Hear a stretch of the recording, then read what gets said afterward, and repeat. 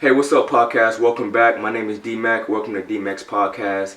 And on this episode, it'll be very special because this is the first episode where I have a coach on the podcast, and I want to welcome Coach Vargas to the podcast. Coach, go ahead and introduce yourself. Well, thank you for having me. Excited to be here. My name is Fidel Vargas. I've been coaching for about 17 years now. It's been quite some time. I'm currently here living Irvine, California. So predominantly the coaching and the base is here in Orange County. Cool, cool. So before we get into all the good coaching stuff, I want to ask you: did you play back in high school or college? Like, do you have like some playing experience? That's a good question. Yeah. Yes, I did play. I played in high school. I know that has come up in conversations in the past. So definitely played in high school. Didn't make it to the next level just because of some adolescent decisions, and but very involved. Very involved. Played AAU when I was younger. Played in the city balls and everything like that. So playing organized basketball and everything like that, I did. And then just as I progressed and I got older, then I had such a passion for the game. Then the pickups come involved, but then we also played in leagues, adult leagues and stuff like that for many years. Yeah, got you. So how'd you get into coaching? Like what sparked that? Well, when in my playing days, I sure you see me on the coach. I mean, on the court, Max. So, I'm a very vocal individual. So, whenever I played, I always, try to instruct my teammates. Cut, boom. I was very vocal on the court always, even in my playing days. Um, but it all started really with my son. When my son was born, Isaiah Vargas, he, just gravitated towards the game. So it really started when he was like, sheesh, like when he was in kindergarten, like fifth grade, and we started with the 8 foot hoops, and that's how it all started. I was just a volunteer dad with another dad, and it just launched from there. And then I just got a taste of it, and it was great. Yeah, yeah. So that was one of my questions. Like being a parent and coaching your son, coaching and training your son. How is that relationship? Like, is it more of like a player? Like when you're on the court with him and you're training him or coaching him, is it more of a dad son relationship or kind of more of a player coach relationship? How do you keep that balance? Well, I tell a lot of people this. My son, unfortunately, he was the beta tester. He's been he's been battled, and really going. We learned a lot. We've grown a lot together. But I tell people this: there's two types of dad coaches. There's one dad coach that runs a system and caters to his kid, right? And everything is ran through him. That kid can't make any mistakes. And then there's another coach dad that puts such a high standard for him. Even when he does something right, it's still not good enough. Unfortunately, I was Coach B. I was a second coach, so it was such a high standard. And then one of the tough things as a dad coach is that you also don't want to let on to parents that there's favoritism there or anything like that. So I always felt like I had to lay it on a little bit thick on him just to show that there's no favoritism there. I'm not running the system around him. And it sort of like it took a toll on our relationship a little bit as far as father and son. Yeah. But I've learned from that. I learned from that. Okay. Okay. That was always been an interesting question for me, and I know when I'm a dad, I don't know how I'm gonna be because I'm pretty hard on myself, and I'm really disciplined. So I always wonder once I have a kid, how I'll be as a coach. So maybe when I do decide to have a kid, I'm gonna go back and listen to this podcast and listen to what you had to say and the advice you just gave. Yeah, and it's just it all happened organically, because I was always on the court. I'll take him to pick up runs. I'll take him onto the court, go shoot around, and then it just happened organically. So it felt like he had a passion for the game. But there was a season in his life, like his middle school. No, I take that back. It was like elementary going into fifth, sixth grade. That there's a fork in the road if you wanted to play basketball or if you wanted to play another sport. And then at that time, and now I want to remind you, I'm speaking to 11-year-old now, right? I said, if you're gonna go this route, you got to go 100% in. If you're gonna go this route, you got to go 100% in. But whatever route you're gonna go to, you got to give it 1,000. And he decided to do basketball. So I said, okay, well, let's strap it up and let's go. So, and then that was a whole lift off to even. And I was fortunate enough that a lot of, I guess, dad coaches or however you, I hate using that word, but being a coach to coach your son, we were blessed and honored that I was able to go all the way through high school into a senior year.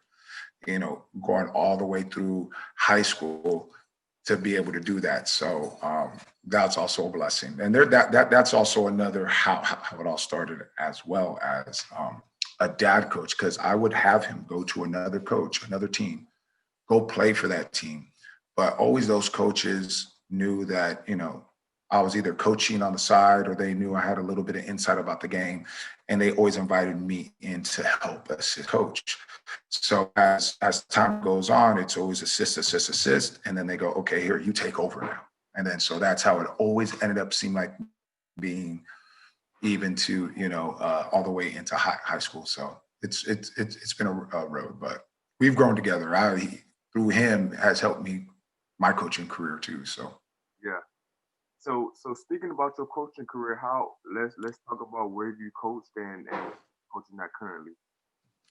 yeah, so as I was saying, been doing it for 17 plus years. The AAU circuit, all the way, NJB rec, all the way up to the AAU circuit. Then I got my first high school coaching opportunity at Cypress High School.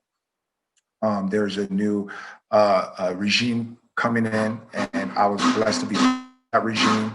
And I was the head JV coach for the boys at Cypress High School. Then I was there for a couple years. Great program. I loved it. Actually, I don't think I would have ever left, but I ended up moving due to my son, because I was coaching there when he was in middle school.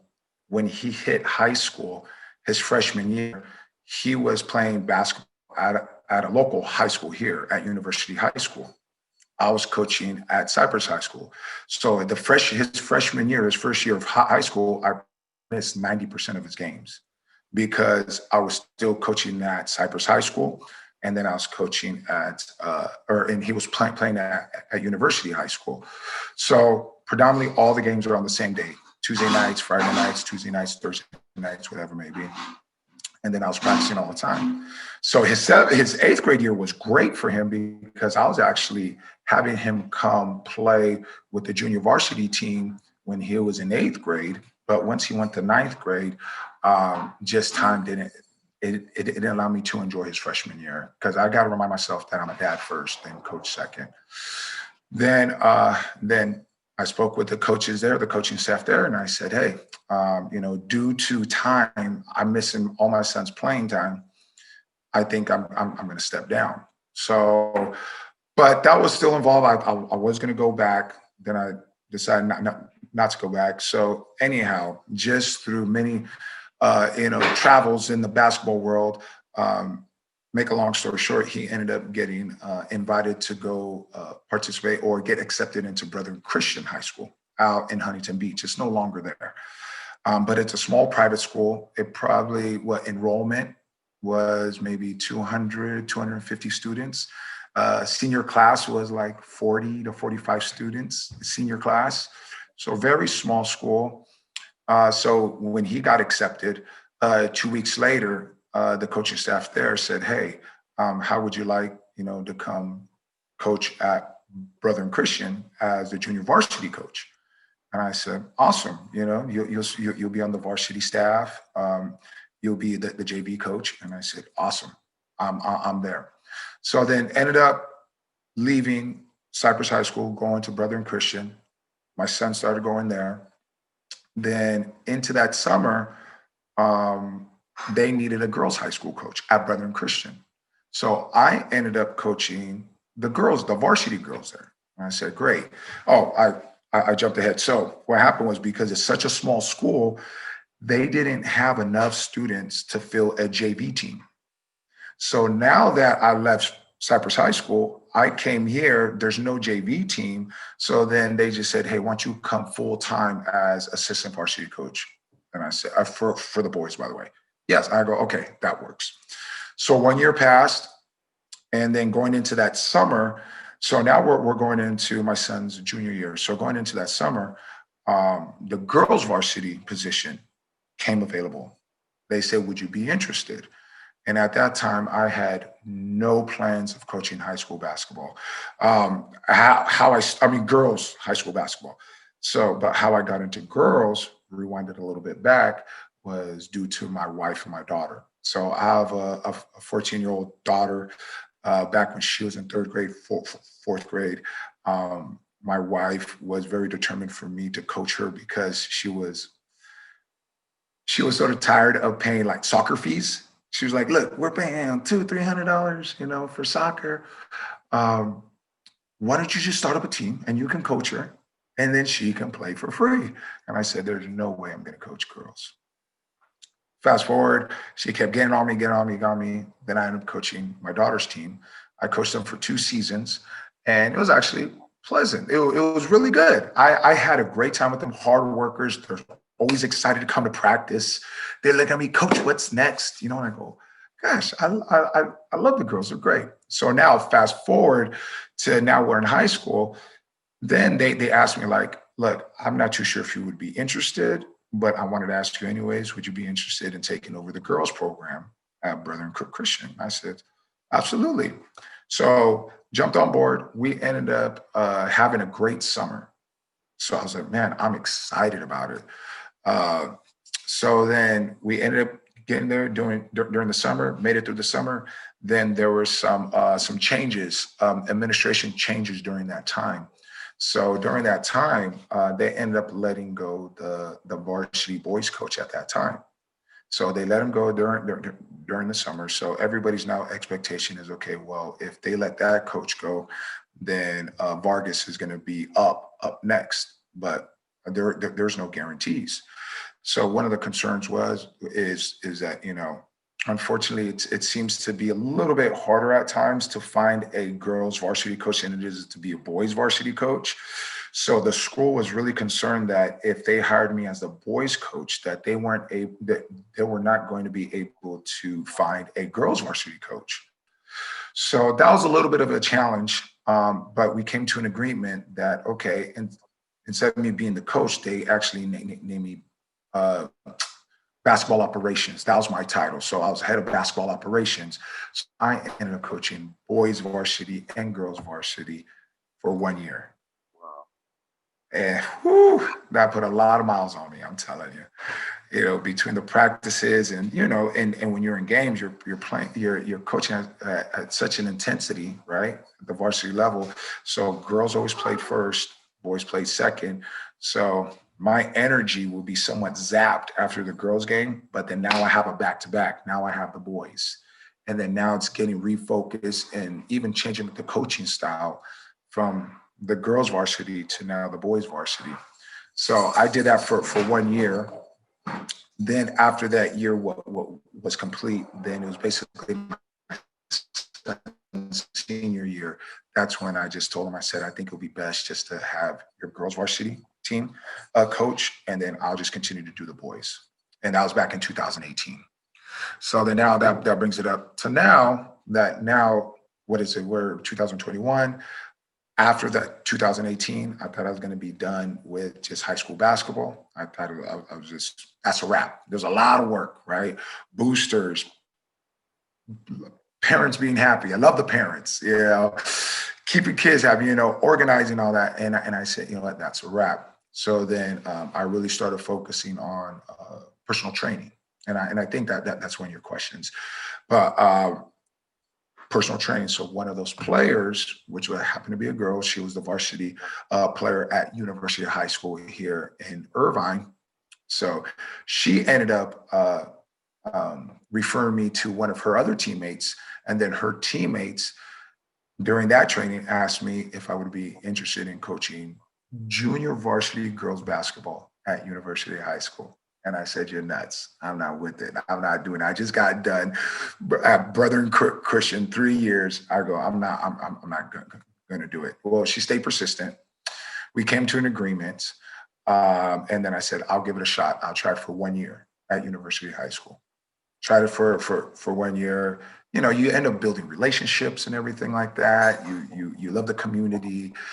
Then that varsity coach ended up stepping down. She actually told me before the season that she was going to possibly step down and if I would be interested to fill in. And when we talked and we interviewed at that time, I said, nope, I'm only going to do it for 1 year. I'm just helping you out because you're in a bind.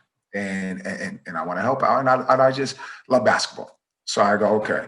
So then sure enough, fast forward, season ended. She ended up leaving, stepping down. Then I filled in.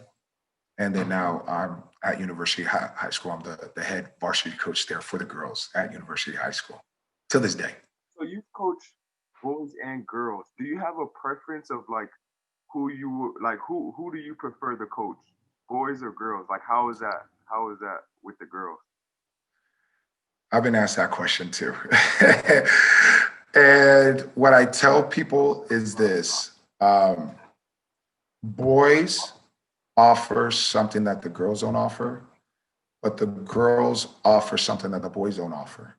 So coaching both is it's great. I just love the game so much. Now, um, the thing is that but what I do tell people though is coaching girls has helped me evolve as a coach as well, just with different personalities, different dynamic of players, working with personnel, because you don't always have the luxury of having, 5-star recruits coming in, knocking down your door. You know what I'm saying?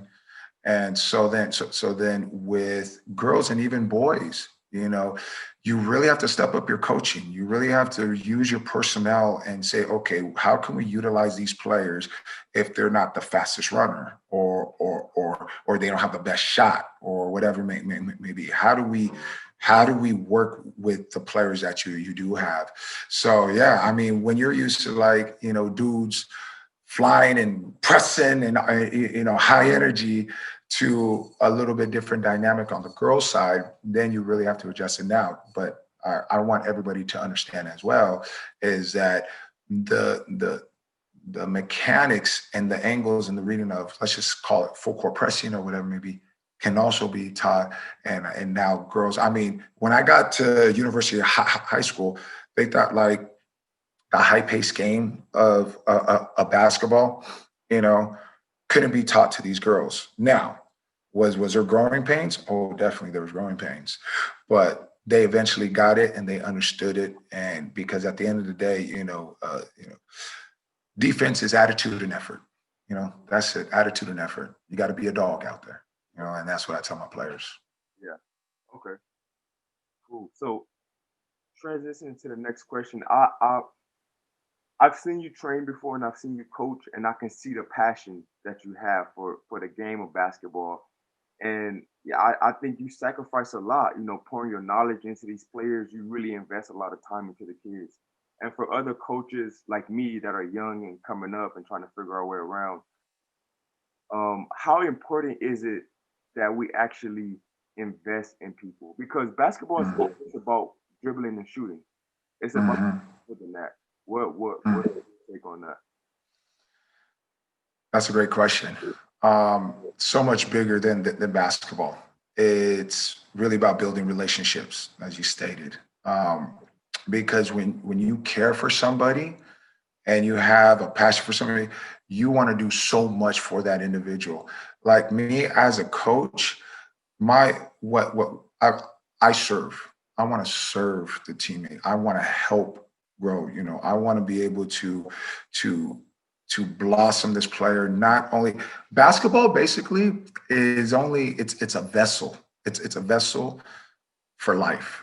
And if you can teach work ethic, sacrifice, teamwork, because any businessman that's out there right now, multi-million, multi-billion dollar, businessman that's extremely successful, he can't do it by himself. He has to do it with people, and you have to be able to work with people and to adjust with people. But the passion I have for the game is just investing and helping these players grow. Because unfortunately, Mac, I'm sure you're well aware of this, is that you know basketball, especially in the club circuit, has been really, at times a cattle call. They just come in, pay your dues. Let me get 50 players to one coach. Let me maximize my profit, and not really investing in players. And that's where I want to rate myself from everybody else. I want to look at the quality of the player, invest time in them, more of like a boutique type of situation, and help these players progress and grow on and off the court. Teach them life lessons. Oh, you talk to some of my players, there was like, oh, here comes coach with one of his analogies or one of his, well, I think they're saying sarcastically, but gems, but just say that, and but yeah, but one thing I want to share with younger coaches as well is investing time not only in building in the relationships, but investing time into the craft. But what do I mean by that? Is absorbing. Now, when I was coaching, it's a lot different. We didn't have the luxury of YouTube, the internet, getting all your resources from there. But whenever there was a coach's clinic, whenever there was an opportunity to volunteer or whatever it may be, help out another coach or anything, I was there. I wanted to learn as much as I can. I wanted to help other trainers train. I wanted to help other coaches coach. If I knew that there was a coach that's been doing it longer than I have, I literally would go to the gym with a notepad and a pen, just taking down notes and really even diagrams and everything. And people don't realize what I told you. 17 years I've been doing this.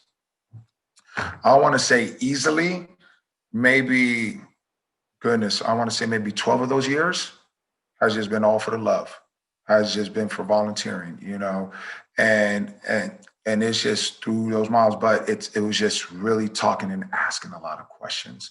I remember when people would tell me like, "Hey, we got a coach's clinic here," and I remember like, and my wife, I love her to death. I've been married for 20 plus years, right?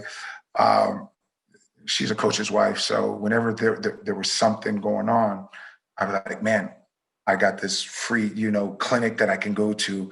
I want to go there, and she did it because she knew I was I had a passion for it. And I actually really didn't do basketball full time. What I'm going to my fifth year now, going basketball full time. Before that, I was in the corporate world because I needed to feed my family. Yeah, I needed to feed my family. I was behind a desk. I was behind a cubicle. I was a salesman. I was a sales trainer, sales manager. And then just, I want to say going in my fifth year, 6 year or so, cutting ties with that and then going full blown basketball. So investing the time. Because I think nowadays trainers and coaches it's more competitive between each other. Like I've met trainers and coaches that's like that has some type of like tension between us because they're like, oh, I'm a better coach than you, or I'm a better trainer than you. It's not about, but I don't think it's about being competitive with coaches and trainers. I think we could all learn from each other. But I think it's kind of become something that it shouldn't. Absolutely. Absolutely. And that's why I want to continue to talk to as many coaches as I can. Now, and I and another thing, and I know you can help me learn something, Mac, because right now, the younger groups are coming up now. And I tell the young guys too, you know, I know you say you can learn from me and I'm willing to share and I will share, but I'm also want to learn from you too. Because I know you got something that I don't know. And that goes for other coaches. And unfortunately, the thing with coaches, one thing that coaches have that sometimes is very big is called ego. and that is the thing about coaches, because they're always used to being the head honcho. They're always used to being the big fish in the small pond. So when there's other big fish that comes around, it's just that ego thing. And I think that's another thing that has I've learned through coaching as well, years ago, because I used to be very, I used to stress about it. And I used to be like, really into the kids. And I mean, I'm talking about now bringing it back to my son when we used to play, little NJB Rex, and I'm lighting him up, and he's like 11 years old. And, to some people saying, hey, man, take it easy on your boy. And I go, man, don't tell me how to coach my son type of attitude, right? So anyhow, even my wife told me, you know what, you need to take it easy on him. So anyhow, but I take a look back, and I realize at that time, I go, the way that I was reacting, the way I was coaching the kids, right? I was really coaching more for me and not for them. I was so worried about how I looked. If that scoreboard and we're losing, it's how people project me as a coach. I really didn't think about the players. So that's what helped me grow as a coach as well. And it did two things for me. Number one, it helped me grow as a coach and become a better coach.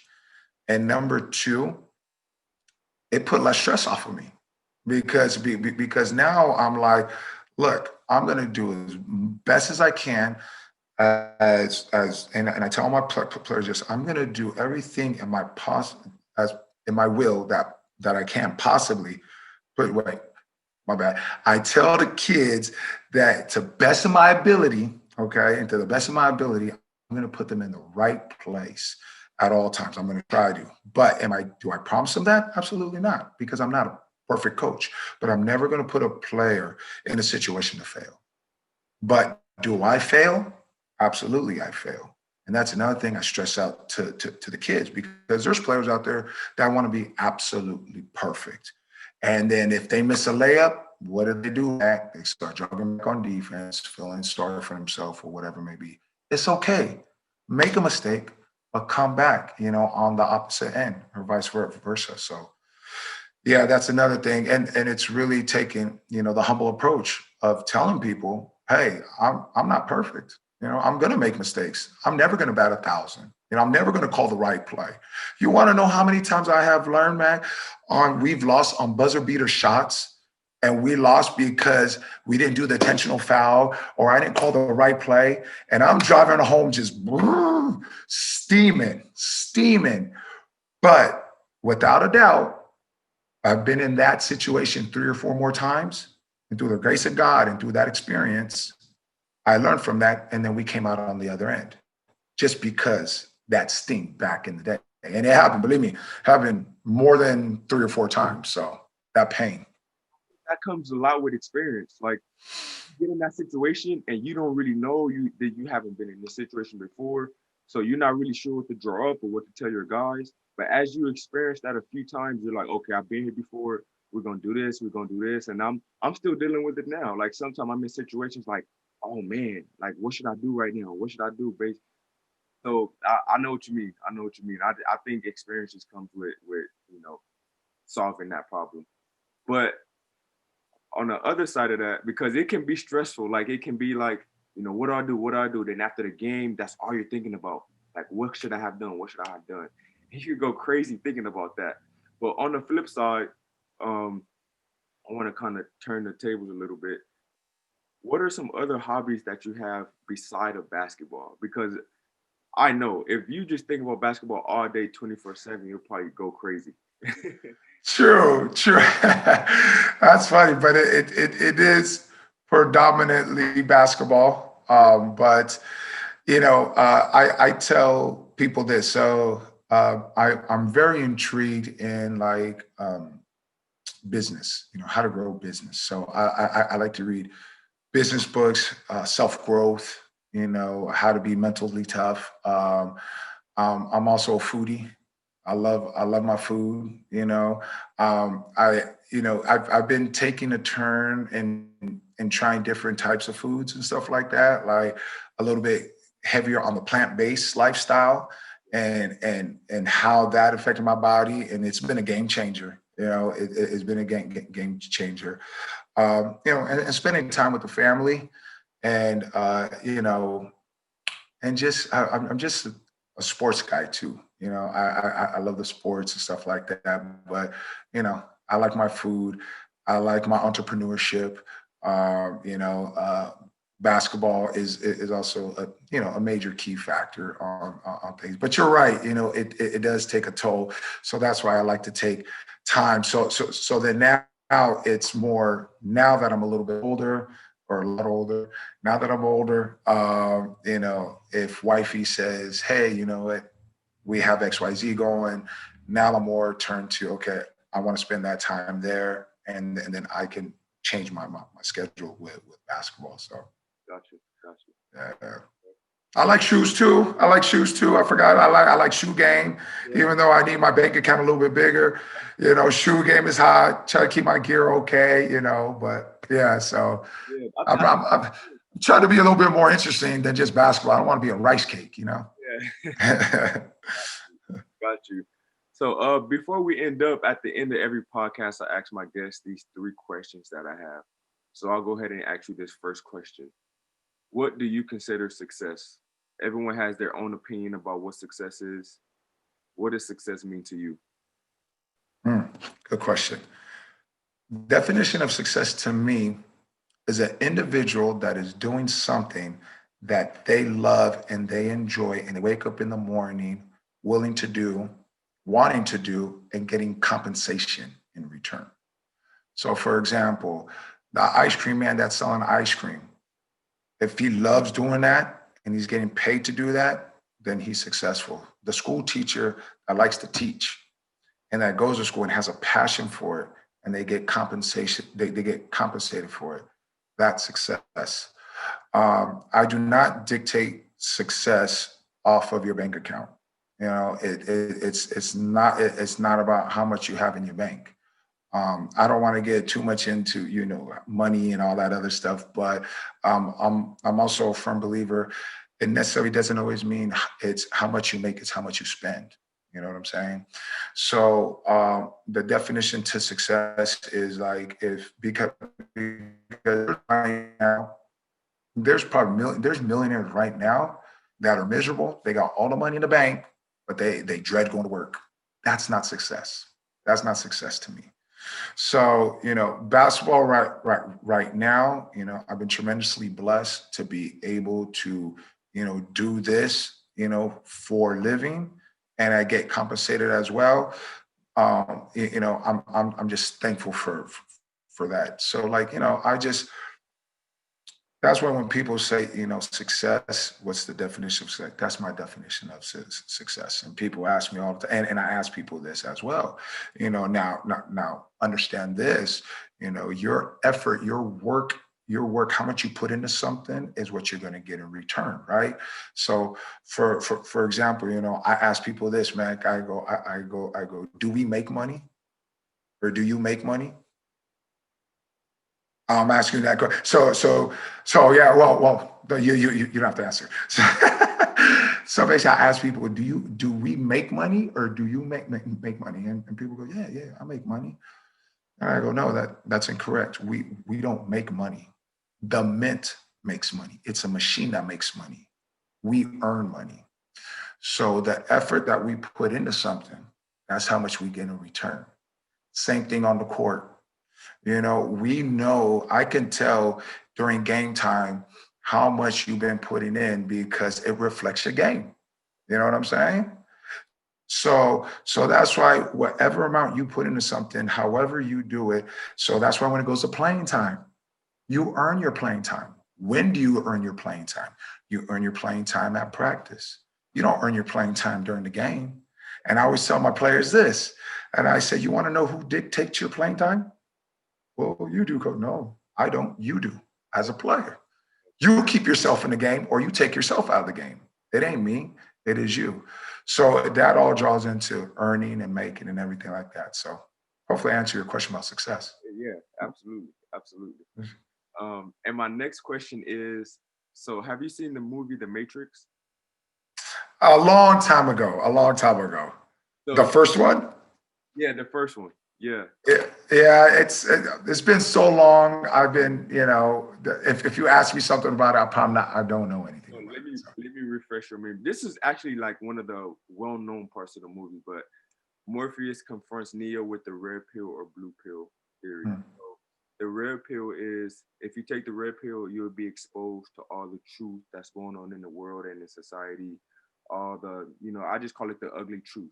It's a lot of stuff going on behind closed doors, and you will be exposed to all of that.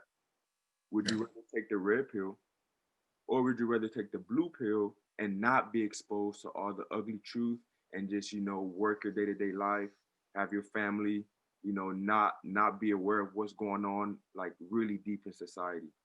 So would you rather take the red pill or the blue pill? Wow, that's a deep question, my guy. um, and it goes back to what I believe. I believe in everything that's come through my Lord and Savior Jesus Christ. I don't know if that's one thing that I'm so thankful for. And it actually sort of reminds me, go back to Adam and Eve, of eating of the fruit and everything like that. Um, so I guess to answer that question is, so here's the deal. I go through ups and downs with that as far as going into the media and everything like that. So, um, you know, I find myself. I talk to some of my friends. So when I listen to the news and when I listen to, podcasts regarding if it's politics or whatever what's going on or whatever may be, um, it depends on putting me in a downer, man. It really brings me down. And when I find myself tuning out of that and helping those around me and trying to be more uplifted, optimistic, being positive, being in my faith, being in the Bible that we read and everything like that, I tell myself to be so much more at peace than me dealing with all that's going on because you can do your part. Definitely, that's what I'm saying. Like we can all do our part. But I can't really control, what they're going to be putting out on the media, and we all know.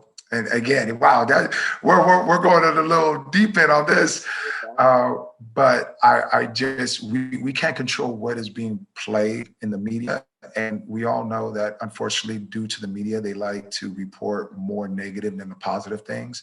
I wish I can turn on the tube and say, oh man, this is something good. But 99.9% of it is pure negative, and I really don't want that in my life. You know what I'm saying? So No. maybe to answer your question, I might want to jump on the blue pill, my guy. Yeah, yeah. And I see with this a lot, and I don't personally, I might choose the red pill, but I understand why people would take the blue pill because that is a hard pill to swallow. Like that's a lot to know. That it's a lot of sadness, and it take a toll on you to actually realize like all the stuff going on. So I, I'm probably stuck in the middle. I'm Yeah, and because also you don't want to be naive to it neither. You have to be wise to that because and I think I'm right there in the middle as well because you have to know what's going on. Otherwise, you don't want to be blind to the fact either. You don't want to be ignorant about that because you still have to know what's going on with your surroundings because that allows you to protect yourself, to understand and everything like that, and to educate the people around you of what's really going on as well. So, I'm in the middle on that as well too because I just can't pretend that stuff is not going on because it's going on every day, you know, and that's where I think basketball really helps, and I try to have the youth use that as their sanctuary because we don't know what's going on in our players' home life, a lot of times. But when you build that relationship now, Mac, then you get to know your player a little bit more.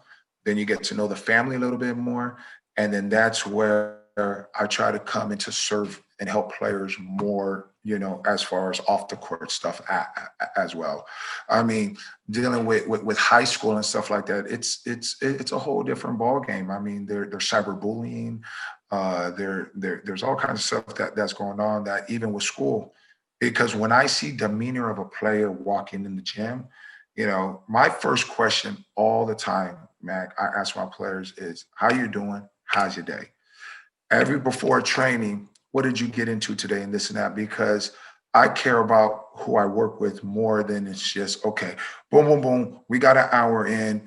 Okay, did that Venmo go through? It ain't like that. You know what I'm saying? It's bigger than that. So, yeah, man, I don't know if this is the road we wanted to go down to with this question, but No, you know, it all relates and it's all interconnected. It's hard not to think of everything and take everything into consideration when you ask that when I ask that question. So yeah. it's all good. It's all good. But the last question I have for you is not really a question.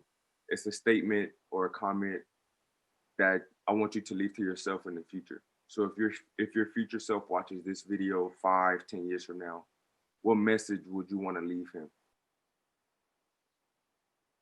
Oh, like, hey, great question, man. um, the mess, um, just continue to stay, what you believe in, what you feel is right. Stay rooted, because this, even out in this basketball world, coaching, club, and especially with social media and everything like that, you can get caught up sometimes. Just continue to do what is put in your heart. So the question is, you're asking me, so 5 years from now, what am I telling myself 5 years from now? Yeah, you want to leave a message to yourself to watch. Man, it's just to stay moving, to continue to learn. There you go. To continue to learn. Don't stop growing. Don't stop there. And that's the thing that even at my age, because man, I'm not the youngest guy on the block in this industry, right? So it's continuing to learn, continue to grow. Because once you stop learning, then wrap it up. Wrap it up. Why continue to go, and don't ever think you know it all, because there's always something to be learned. There's always something to be learned from somebody, regardless the age. And that's another thing that I tell myself is, continue to grow, keep staying in your lane, keep moving, keep serving others, and don't stop learning. Don't stop growing.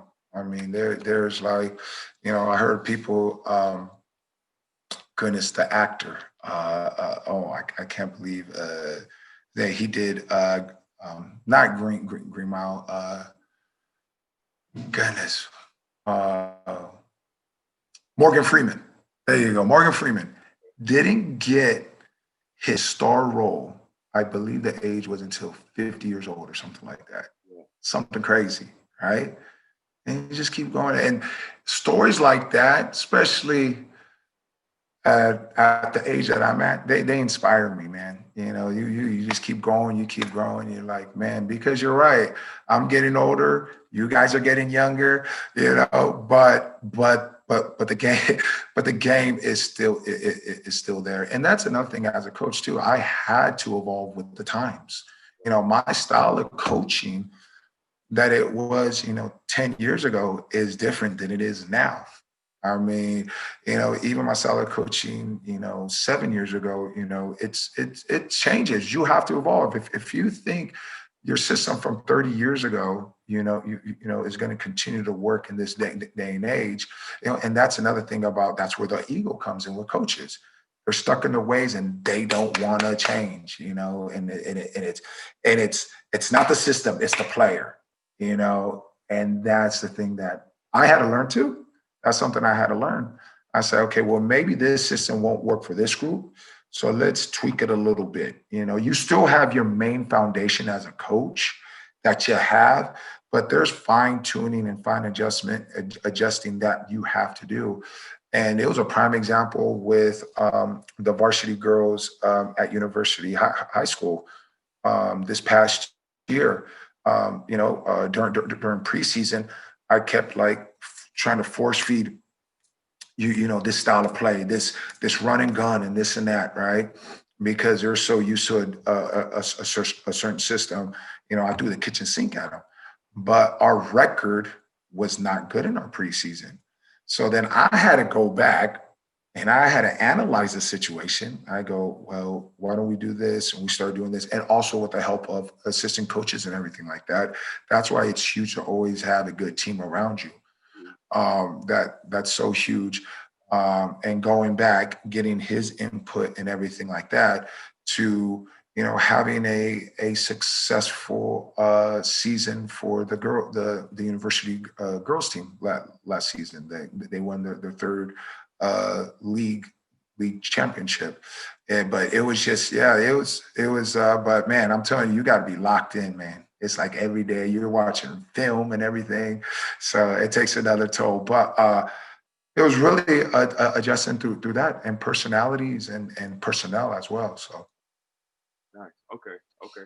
Well, that comes to the end of our podcast, and I really want to thank you for being here. I know all the viewers uh, are really going to appreciate this based on all your knowledge and wisdom and everything that you spoke about today. Not only can coaches listen to this and take something from it, but I think also players can too. So I really appreciate you being here. well, I appreciate you inviting me, Mac, and it was a blessing and honor to be here. You're doing something great with this podcast. So everybody out there, plug in, man. This is just the beginning. I'm excited for you, man. Congratulations. So much. I appreciate you so much. Thank you. All Um, right. and to all my viewers, thank you guys for watching. Stay tuned for all the upcoming videos that we have coming up, and like, subscribe, and comment. Thank you guys. I'll see you later. Peace.